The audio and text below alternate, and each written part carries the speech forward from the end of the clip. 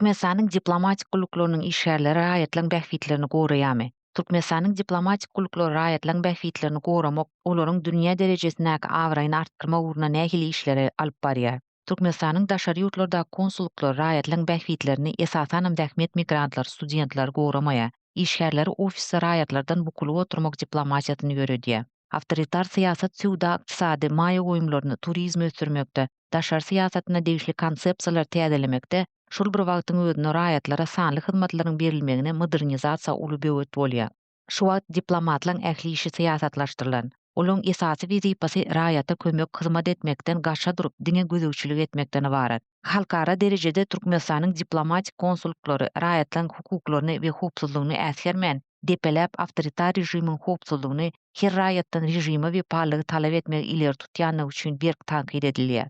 Diplomatik missiýalaryň Covid döwrüne, Russiýanyň Ukraina garşy urşy başlan döwrüne, daşary ýurtlardaky raýatlarymyzy maglumatsyz, kömeksiz galdyrmagy hökümet raýat arasyndaky ynanşmagyna zar wurdy.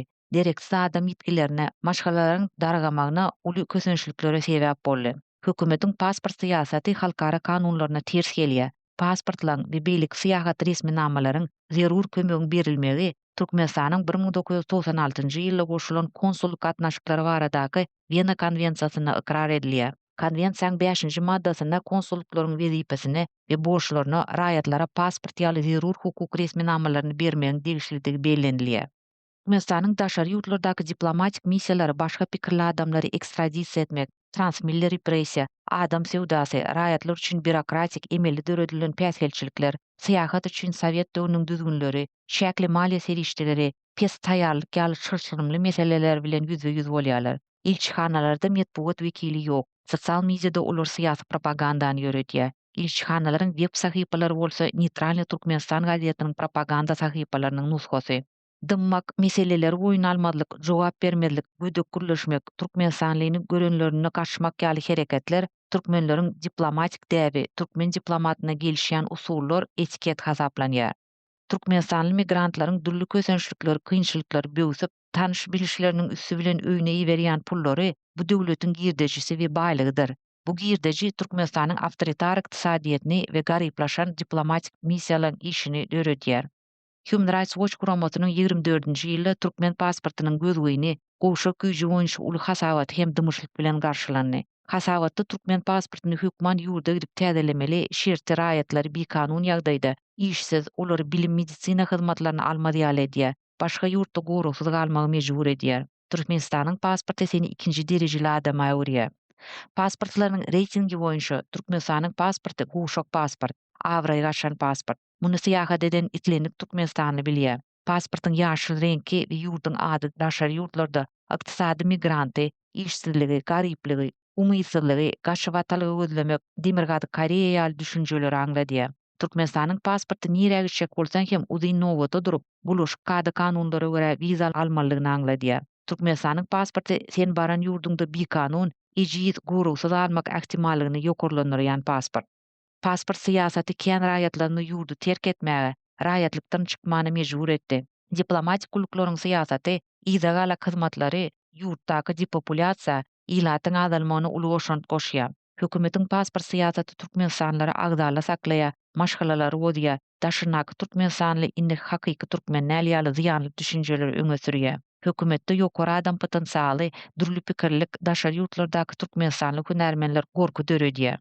Türkmenistan daşary ýurt medpuwatyna, mediasyna agdalanok, agdalsa zulumyň, zorlugyň, işsizligiň, adam sewdasynyň öýjügi ýurdu diýip bellenilýär. Türkmenistanyň diplomatlary ýurt barada giňden ýaran negativ garaşlara garşy çykmak üçin diaspora, türkmen garaşsyz raýat jemgyýeti, daşary ýurt habar beriş serişdeleri bilen gatnaşyk saklanoklar. Gyzykly ýeri, ular bu ýagdaýda diplomatlara il näme diýer diýip şemeleşmän, raýatlara öz jogapkärçiligini ýükläp, il näme diýer, gowjagez, mundime, on etme diýip raýatlara duýduruş berýärler.